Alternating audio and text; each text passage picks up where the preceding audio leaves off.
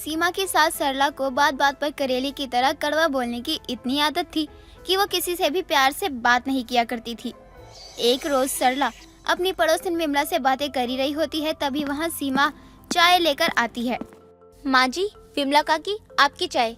ये ले विमला चाय। और बहू तू अब जा भी खड़ी क्यों है?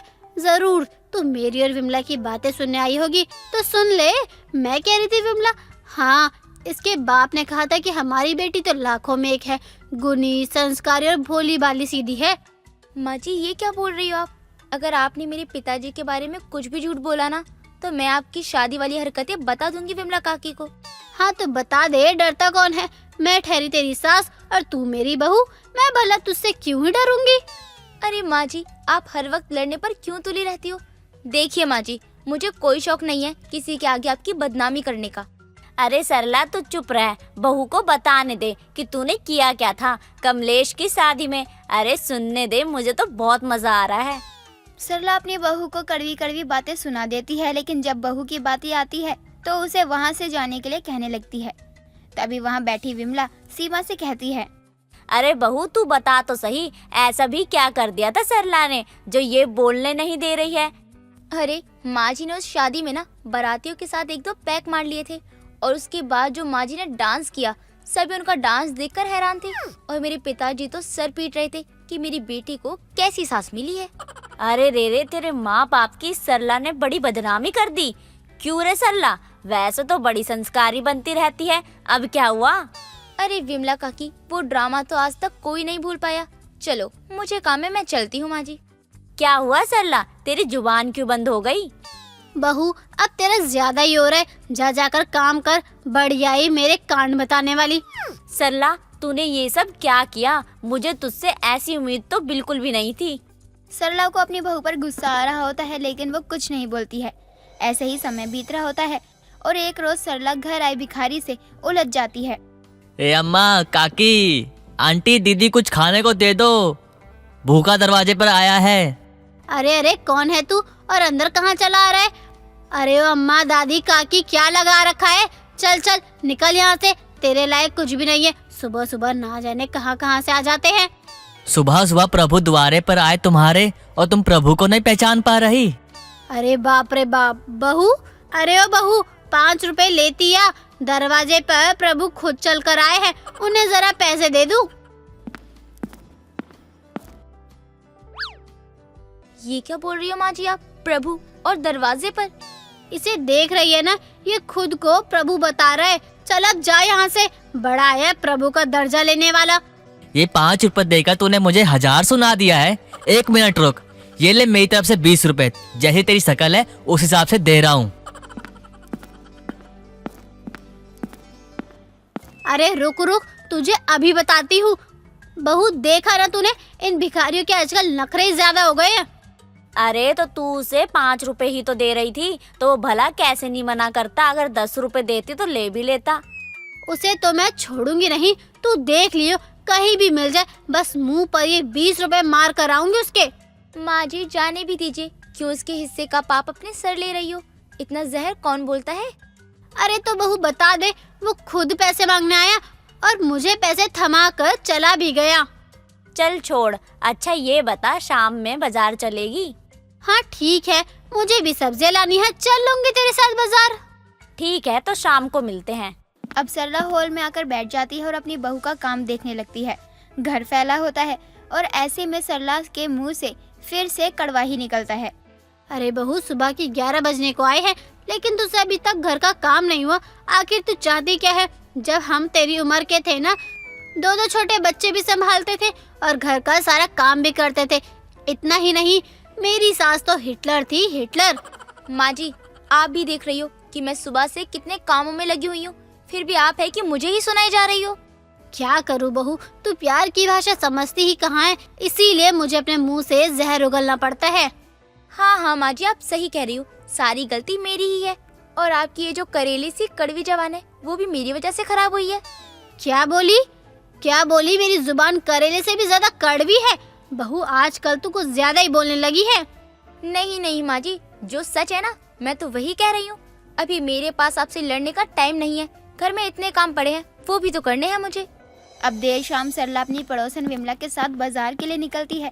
सरला के साथ विमला के अलावा उसकी बहू सीमा भी होती है। अरे विमला, तेरी बेटी पिंकी का तो पहले से ही उस चाय वाले के साथ चक्कर चल रहा है, लेकिन तूने मेरी बात ही नहीं मानी, क्योंकि तेरा भी तो उस चाय वाले के साथ चक्कर था। लेकिन तुम दोनों माँ बेटी में थोड़ी भी शर्म नहीं है। अय है, कितना जहर उगल रही है। कभी तो किसी के सामने मेरे लिए अच्छा निकाल लिया कर। मुझे तो तुझसे कोई उम्मीद नहीं है कि तू अपनी पड़ोसन के लिए कभी तो अच्छा बोल सकती है। बहू को देख, शर्म से कैसे मुझे देख भी नहीं रही है। अरे जो सच है वही बोला, इसमें शर्म की क्या बात है? और शर्म की बात तू कर रही है जो पूरे मोहल्ले में सबसे ज्यादा बदनाम है। अरे बस भी कर, और कितनी बदनामी करेगी एक कटोरी चीनी के बदले।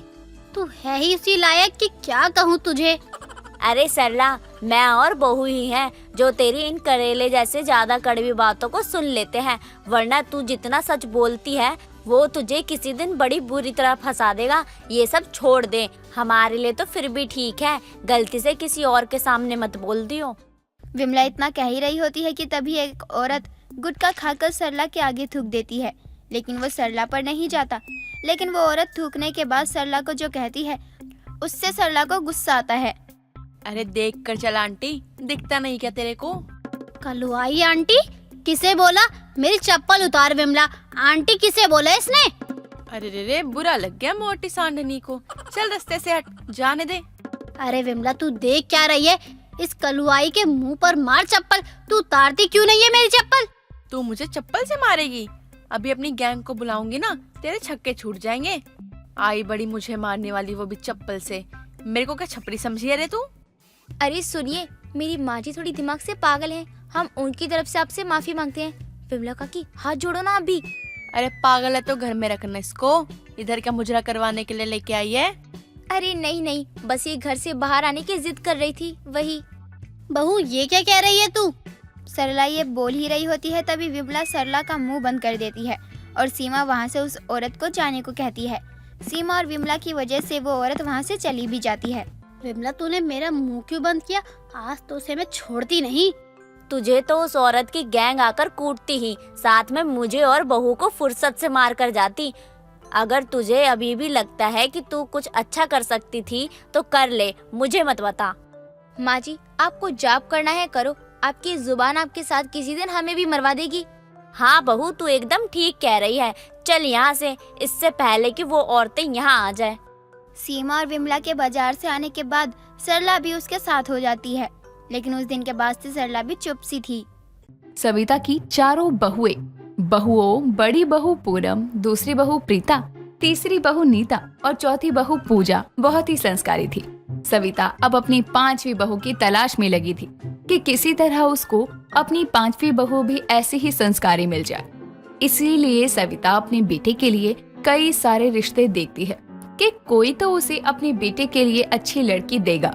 एक दिन सविता और उसकी चारों बहुएं अपने 5वें बेटे अनुज के साथ अपनी 5वीं बहू की तलाश में कोयल के घर जाते हैं, जहाँ सविता से कोयल कहती है, कोयल बेटा, तुम तो बहुत ही सुंदर लग रही हो। घर में कोई बड़ा होगा ना, उसे बुलाओ।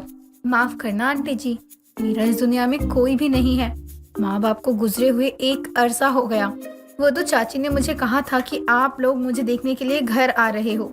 माँ जी, कितनी अच्छी लड़की है ये। माँ बाप नहीं है लेकिन संस्कार तो खूब है इसमें। जी, कुछ कहा? नहीं, कुछ नहीं कहा। क्यों अनुज, कैसी लग रही है कोयल तुझे? माँ, मुझे भी कोयल काफी अच्छी लगी। अब इसके आगे आप लोग जो बोलोगे वही होगा। आप लोग बैठिए, मैं आप सभी के लिए कुछ खाने के लिए अभी लेकर आती हूँ। कोयल रसोई की तरफ जा ही रही थी कि तभी प्रीता कहती है, कोयल, जरा मुझे वॉशरूम बता दो किस तरफ है। बहू, तुझसे थोड़ी देर रुका नहीं जाता है क्या? जहाँ भी जाती है बस बाथरूम ही देखने लगती है। माँ जी, हम बस में आए हैं। लोगों को बस में उल्टी होती है, लेकिन मेरा तो पेट ही खराब हो जाता है। सच में माँ जी, थोड़ी देर और रुकी तो पक्का कुछ गलत हो जाएगा। आंटी जी, कोई बात नहीं, हो जाता है कभी कभी। चलिए, मैं आपको वॉशरूम तक ले जाती हूँ। पहली नजर में ही सविता और उसकी चारों बहुओं को कोयल काफी ज्यादा पसंद आती है और कुछ ही दिनों में सविता कोयल को अपने छोटे बेटे अनुज के साथ शादी तय कर देती है और धीरे धीरे शादी का दिन नजदीक आ जाता है। अनुज बाकी सबके साथ बारात लेकर कोयल के घर जाता है और धूमधाम से शादी हो जाती है। अनुज शादी के बाद कोयल को अपने घर लाता है और तभी सविता अपनी चारों बहुओं को समझाते हुए कहती है, आज तुम चारों की सबसे छोटी देवरानी का गृह प्रवेश है घर में, तो इस बात का तुम चारों को ही ध्यान रखना है कि कोयल को किसी भी चीज की कोई कमी ना हो। माँ जी आप टेंशन मत लो, हमारी छोटी देवरानी को हम किसी भी चीज की कोई परेशानी नहीं होने देंगे। हाँ हाँ, मुझे इस बात का पूरा भरोसा है तुम चारों पर, लेकिन अगर कहीं भी भूल चूक हुई ना तो। माँ जी आप खामखा चिंता कर रही हो। अरे जिस सास के 5 बहुएं हो, भला उन्हें किसी चीज की चिंता लेने की क्या जरूरत है। माँ जी अब तक सबसे छोटी देवरानी मैं थी, तो अब मेरी भी देवरानी आ रही है, तो जितना मेरा ख्याल रखा गया अब तक वैसे ही हम भी ख्याल रखेंगे। हाँ माँ जी, अगर अब हम ऐसे ही बात करते रहेंगे तो क्या होगा। अब तो देवर जी देवरानी जी को लेकर घर में आ रहे होंगे ना, तो हमें उनके स्वागत की तैयारी करनी चाहिए। अरे हाँ हाँ बहुओं, सारी तैयारी हो गई है ना, कुछ रह तो नहीं गया ना। नहीं माँ जी कुछ नहीं रहना है, सब कुछ हो गया है। सविता और चारों बहुएं काम में लग जाती हैं और कुछ देर बाद सविता की 5वीं बहू कोयल अपने पति अनुज के साथ आती है और सभी रिश्तेदार घर में आए हुए थे बहू के स्वागत के लिए। सब लोग मिलकर कोयल का बहुत प्यार से अपने घर में स्वागत करते हैं। कोयल के आसपास उसकी चारों जेठानी बैठी होती हैं। तभी कोयल कहती है, दीदी क्या हुआ कोयल, कुछ चाहिए क्या तुम्हें? दीदी वो मुझे बाथरूम जाना है। नीता जरा कोयल को बाथरूम लेकर तो जा। नीता कोयल को बाथरूम लेकर जाती है। कोयल बाथरूम में थोड़ी हल्की होती है, तब जाकर उसे ठीक लगता है और फिर बाद में रस्म के लिए वो वापस शामिल हो जाती है। रस्में चल रही थी। इस दौरान नीता के पेट में गुड़गुड़ की आवाज आती है। नीता एक कोने में जाती है और कहती है, अरे मेरे पेट को क्या हो गया, आज सुबह ही मैंने खाना खाया था, उसके बाद तो मैंने कुछ भी नहीं खाया है, फिर अचानक से मेरे पेट से आवाजें क्यों आने लगी। अरे बाप रे, अगर ज्यादा देर यहीं खड़ी रही तो पक्का कुछ विस्फोट तो हो ही जाएगा और नई बहू के आगे मेरा पोपट बन जाएगा। नीता पेट पकड़कर वहाँ से जल्दी से बाथरूम की ओर भागती है क्योंकि शादी की रस्मों के बीच अचानक ही नीता का पेट खराब हो जाता है। नीता वॉशरूम में गई ही थी कि दरवाजा खटखटाते हुए पूनम कहती है, अरे भाई कौन है अंदर, जल्दी निकलो, मेरे पेट की हालत कुछ ठीक नहीं लग रही है, कौन है जल्दी बाहर आओ। नीता बाथरूम से बाहर आती है और पूनम बोलती है, अरे इतनी देर से मैं दरवाजा खटखटा रही हूँ, सुनाई नहीं दे रहा क्या? सुनाई तो दे रहा है दीदी, लेकिन पेट खराब है मेरा और इसलिए मैं बाहर नहीं आई। आप भी ना, आपको अभी ही दरवाजा तोड़ना है, हटो हटो, मुझे अंदर जाने दो। अभी अंदर से ही आई हो ना तुम, एक काम करो कुछ देर बाहर आराम करो, अभी तो शायद मेरा भी पेट खराब हो गया है, तुमसे ज्यादा तो मुझे ही बाथरूम जाने की जरूरत लग रही है, हटो। इतना बोलकर पूनम नीता को हटाकर खुद ही बाथरूम में चली जाती है। नीता पूनम के बाहर आने का इंतजार कर रही थी क्योंकि पेट तो नीता का भी खराब था ना। तभी सामने से साड़ी उठाकर पूजा चली आती है और नीता को साइड हटाकर दरवाजा पीटने लगती है। ये देखकर नीता कहती है, अरे क्या हो गया आपको, ऐसे कौन सी ट्रेन छूट रही है आपकी जो इतनी तेजी में आ रही हो, और घर में मेहमान आए हुए हैं, अपनी साड़ी क्यों उठाई हुई है आपने? माँ जी देखेंगी तो गुस्सा करेंगी। माँ जी का गुस्सा सह लूंगी, लेकिन अभी जो बवंडर मेरे पेट में आया है ना, वो नहीं मुझसे सहन होगा। अरे अंदर कौन बैठा है, बाहर आओ ना जल्दी। अंदर पूनम दीदी बैठी है, उनका भी पेट खराब हो गया है, मैं खुद उनके बाहर आने का इंतजार कर रही हूँ।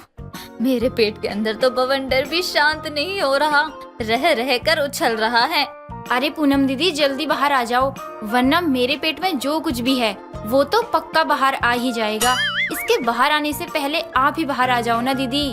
अरे मैंने नंबर लगाया हुआ है, पूनम दीदी के निकलने के बाद मेरा ही नंबर है, मुझसे भी नहीं रुका जा रहा, लेकिन मैं भी तो रुकी हूँ ना, अब तुम भी रुक जाओ। पूनम दीदी बाहर लाइन लग गई है, मुंह दिखाई करवाओ, आप बाहर जल्दी आओ। नीता और पूजा पूनम के बाहर आने का इंतजार कर रहे थे। कुछ देर में पूनम बाहर आती है। जैसे ही पूनम बाहर आती है, कोई अंदर जाए उससे पहले ही प्रीता भागकर अंदर चली जाती है और दरवाजा बंद कर लेती है। ये देखकर पूजा कहती है, अरे प्रीता दीदी यहाँ कोई खेल नहीं हो रहा है जो आप भागकर अंदर चली गई, यहाँ बहुत गंभीर मामला है, मजाक मत करो, बाहर आओ जल्दी से। हाँ बाहर आओ, यहाँ पहले मेरा नंबर था, फिर पूजा का नंबर था, और जल्दी से भागकर तुम अंदर चली गई। ये कोई मजाक नहीं है और ना ही मैं कोई खेल रही हूँ, मेरे पेट अचानक से पता नहीं क्यों इतना ज्यादा खराब हो गया। रसम में बैठी थी, पेट से विस्फोट की आवाज आने लगी। चारों बहुएं थी बाथरूम के बाहर लाइन में खड़ी हुई कि तभी कोयल भी आ जाती है, क्योंकि उसका पेट भी कुछ ठीक नहीं था और वो भी लाइन में लग जाती है। घर में रसम है और पांचों बहुओं को गायब देखकर सविता अनुज को बुलाती है और उसे कहती है, अनुज, बहुएं कहाँ हैं? दिखाई नहीं दे रही। तूने उन्हें कहीं जाते हुए देखा क्या? माँ, मैंने सबको बाथरूम की तरफ जाते हुए देखा था, आप एक बार देख लो वहाँ। अनुज की बात सुनकर सविता बाथरूम की तरफ जाती है तो देखती है कि उसकी सारी बहुएं वहाँ पर अपना पेट पकड़कर बैठी हैं। और ये सब देखकर सविता कहती है, तुम पांचों वहाँ क्या कर रही हो? घर में मेहमान आए हैं और तुम सब यहाँ हो। माँ जी, हम पांचों का एक साथ पेट खराब हो गया है। तुम लोगों को कुछ बोलने से अच्छा है मैं पहले ही मेहमानों को मना करके आती हूँ। इतना बोलकर सविता मेहमानों के पास जाती है और बोलती है, मैं आप सबसे माफी मांगना चाहती हूँ। मैंने ही आप सबको यहाँ बुलाया और मैं ही जाने के लिए बोल रही हूँ। वो दरअसल अचानक से पेट खराब हो गया है तो इन रस्मों को यहीं रोक रही हूँ। सरला की बहू पूनम गर्भवती थी। अब ऐसे में पूनम, जो कि शहर में रही थी, वो अपनी सास सरला को गांव से बुलाती है, क्योंकि सरला काफी समय से गांव रह रही थी। अब जब सरला अपनी बहू पूनम के साथ रहने के लिए गांव से दिल्ली आती है तो सरला का रहन सहन तो बदला ही नहीं था। बहू, तू आराम कर ले, मैं घर का सारा काम निपटा लूंगी। वैसे मुझे यहाँ भी गांव जैसा ही लग रहा है, ये खुला आंगन देखकर। हाँ माँ जी, मुझे भी शहर में ऐसा घर बहुत ज्यादा पसंद आया, क्योंकि आप तो जानती है यहाँ का घर कैसे बंद बंद से होते हैं। तभी तो मैं शहर नहीं आना चाहती हूँ। मुझे बंद घर में घुटन सी महसूस होती है। माँ जी, हमें तो आदत है, लेकिन घर में ये आंगन मुझे बहुत पसंद आता है। हाँ, ये तो मैंने ही बनाया था लल्ला से जिद करके, वरना वो तो कुछ और ही सोच कर बैठा था। दोनों सास बहू बातें कर रहे थे कि तभी विमला का आना होता है। अरे रे सरला, तू कब आई? मुझे तो अब पता चला। तुझे देखकर, बड़े दिनों बाद तुझे देखकर बहुत खुश हो रही हूँ। तुझे भी देखकर मुझे बहुत खुशी हो रही है। और बता, घर में सब ठीक तो है ना? सब अच्छे हैं। तू बता, कोई काम से आई है या घूमने का मन किया तो चली आई? तू तो जानती है कि बहू पेट से है और इस हालत में उसे ऐसे काम करने दूंगी क्या मैं? हाँ, ये भी तू ठीक कह रही है। चल, अब आ गई है तो शाम में घूमने चलेंगे पार्क में, ठीक है ना? अच्छा, तो मैं चलती हूँ, तू अपना काम कर ले। इतना बोलकर विमला वहाँ से चली जाती है। इधर सरला अपने घर के कामों में लगी होती है और जब घर का पूरा काम होता है तो सरला अपनी बहू को बताकर विमला के साथ घूमने के लिए निकल जाती है। अरे विमला, मैं तो कहती हूँ कोई काम धंधा शुरू कर ले, अच्छा रहेगा। अब इस उम्र में मुझे कोई अपने घर ना बुलाए और तू है कि मुझे ये कह रही है कि मैं कोई काम धंधा ढूंढ लूं। अरे मैं तुझे कौन सा किसी के घर में चौकीदारी करने को कह रही हूँ। मैं तो तुझे अपने काम के बारे में बता रही हूँ। तुझे पता भी है कि मैं महीने में कितना कमा लेती हूँ? पूरे 20-30 हजार तक कमा लेती हूँ। ऐसा क्या कर रही है जो तू इस उम्र में अच्छे अच्छे डिग्री वालों को फेल कर रही है, वो भी कमाई के मामले में? विमला ये पूछ ही रही थी कि तभी सरला को एक गाय सामने से गोबर करती हुई दिखती है, जिसे सरला अपने हाथों से उठा लेती है। अब ये देखकर विमला अपना मुंह अपनी साड़ी के पल्लू से ढक लेती है। अरे सरला, ये तू क्या कर रही है? हर कोई तुझे ही देख रहा है। क्या कर रही है? मुझसे दूर ही रह। सरला, फेंक दे उसे। तूने क्या किया? अरे यही तो वो राज है जिसमें मैं महीने में इतने कमा रही हूँ और अच्छों को मैं डिग्री में पीछे छोड़ रही हूँ। छी सरला, तू ये क्या बोल रही है? भला कोई गोबर से भी इतना कमा सकता है क्या? मुझे एक बात नहीं समझ आ रही है कि तू इस गोबर से करती क्या है? अरे विमला, तू तो मुझसे ऐसे भाग रही है जैसे आज से पहले तूने कभी गोबर के उपले नहीं बनाए। अरे सरला, मैंने गोबर का उपला भी बनाया है, गोबर से घर भी लिपाई की है, लेकिन तेरी तरह ऐसे काम नहीं किया। तू इसे फेंक। सब हमें पागल समझ रहे हैं। अपनी भी इज्जत है सरला। अच्छा, तुझे वो पान वाला बुढ़ा देख रहा है ना, तभी तू इतना इतरा रही है। चल तू पीछे से आना, मैं चलती हूँ, वरना तेरा सेट किया हुआ बुढ़ा बुरा मान जाएगा। इतना कहने के बाद ही विमला तो वहीं रुक जाती है, लेकिन सरला अपने घर आती है और अपने आंगन में रखे एक बड़े से ड्रम में गोबर रख देती है। और उस समय घर में पूनम भी थी और वो सो रही थी और सरला उस ड्रम को ढक देती है। सरला, तुझसे ये उम्मीद नहीं थी। तूने तो आज मेरी नाक ही कटवा दी। बता, ऐसे कोई गोबर हाथों से उठाता है? अच्छा, कल से हाथों में पन्नी पहन लूंगी, फिर तो ठीक रहेगा ना? तेरी नाक भी बची रहेगी और मेरा काम भी बन जाएगा। लेकिन मुझे एक बात समझ में नहीं आ रही है, तुझे किस चीज की दिक्कत है जो तू इन गोबर से उपले बनाएगी? अरे विमला, तू अभी भी नहीं समझी, इस गोबर से मैं गैस बनाऊंगी। सरला, तू ये कैसी बातें कर रही है? भला गाय के गोबर से तू कैसे गैस बना सकती है? सबको तो खुद का गैस बनता है, और वो भी खाने के बाद। और मुझे तो आजकल कुछ ज्यादा ही गैस बनने लगा है। धत विमला, तू भी ना कैसी कैसी बातें कर रही है। तू जैसे बात कर रही है मैं भी उसी हिसाब से बात कर रही हूँ, इसमें बुरा क्या है? मैं गोबर गैस की बात कर रही हूँ। गोबर से जो गैस बनती है ना, जिसे हम अच्छे दामों पर बेच सकते हैं। तू रहने दे, मैं अभी कुछ भी नहीं समझ पा रही हूँ। मुझे ऐसे पैसों का क्या करना है? नाना सरला, मुझे नहीं कमाना। सरला तो अपने गांव में गोबर की गैस बनाती थी, लेकिन जब वो शहर आती है तो वो सोचती है कि वो जितने महीने यहाँ रहेगी उतने दिन गोबर जमा करेगी और जाती वक्त उससे जितने भी गैस का उत्पादन होगा उसे बेचकर वो गांव चली जाएगी। अब अगली सुबह। माँ जी, मैं आपकी कुछ मदद कर देती हूँ आपके कामों में। नहीं नहीं बहू, बस तू थोड़ा चल लिया कर, बाकी घर का काम करने में तो एक्स्ट्रा ही हूँ मैं। माँ जी, अरे वो एक्सपर्ट होता है। अरे बहू, हमारे समय में स्कूल जाने पर भी रोकती, ये सब तो मैं सुनकर बोल देती हूँ। बाकी स्कूल में तो कभी गई नहीं, और फिर भी मेरी इंग्लिश इतनी बुरी भी नहीं है। हाँ हाँ बिल्कुल माँ जी। अब सरला हर रोज घर का काम करने के बाद विमला के साथ जाती और गाय का गोबर पन्नी में भर कर लाती और अपने आंगन में रखे ड्रम में रख दिया करती। ऐसे ही एक रोज रात के समय विमला और सरला घूम रहे थे, तभी एक गाय गोबर करती हुई दिख जाती है और सरला खुद ही मुंह छुपाते हुए कहती है, अब तो ये जरूर ये जानवरों की टट्टी उठाने जाएगी। विमला, निकल ले, इससे पहले कि तेरी बेइज्जती हो। अरे ये तो कुछ ज्यादा ही पतला है, लगता है गाय का पेट ठीक नहीं है, जरूर उल्टा सीधा खा लिया होगा, तभी इसका पेट खराब हो गया है। अब सरला अपने घर आती है और हर दिन की तरह उसी ड्रम में गोबर रख देती है। और अब अगले रोज सुबह सुबह सरला के आंगन से बदबू आ रही थी। माँ जी, मुझे ना बहुत दिनों से घर में ना कुछ ज्यादा ही बदबू आ रही है और ये तो बदबू मुझसे बर्दाश्त हो भी नहीं रही। बदबू? बहू, कैसी बदबू? जरा बता तो सही, तभी तो मैं समझूंगी ना कि तू किस बदबू की बात कर रही है। माँ जी, बदबू का मतलब बदबू ही होता है, बदबू का कोई टाइप थोड़ी होता है। बहू, लेकिन मुझे यहाँ पर कई तरह की बदबू आ रही है, मैं तुझे कैसे समझाऊं? लेकिन मैं देखती हूँ क्या सड़ रहा है। अरे क्या बात है, सास बहू में क्या बातें चल रही है? अरे विमला आंटी, आपको भी अजीब सी बदबू आ रही है क्या? मैं कब से माँ जी से कह रही हूँ, तो माँ जी कह रही हैं कि कैसी बदबू कैसी बदबू। अरे बहू, अब तेरे घर से बदबू नहीं आएगी तो क्या मेरे घर से बदबू आएगी? अरे तू कहना क्या चाहती है? मेरे घर में साफ सफाई नहीं होती है, पूरे एक टाइम सफाई करती हूँ मैं पूरे दिन में, वो भी मैं खुद ही करती हूँ। अरे सरला, घर में तेरे किसने कहा है साफ सफाई नहीं रहती है? बल्कि जो तूने आंगन में गंदगी फैला रखी है उससे तो मैं कई दिनों से तेरे घर भी नहीं आ पा रही। अरे वो तो बिजनेस है, तू तो जानती है ना। क्या है माँ जी उस ड्रम में? तेरी सास ने उसमें गोबर इकट्ठा कर रखा है, यही तेरे आंगन में, जाकर देख।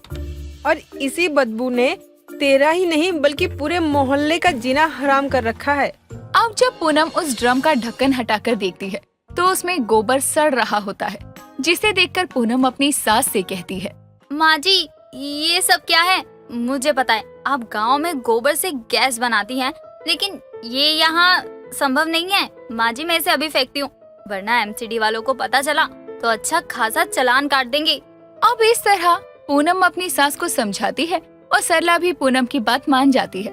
और तो और वो ये फैसला लेती है कि अब जब वो गांव जाएगी तो ही वो अपने गोबर से गैस बनाने का काम करेगी, जो वो करती आई थी।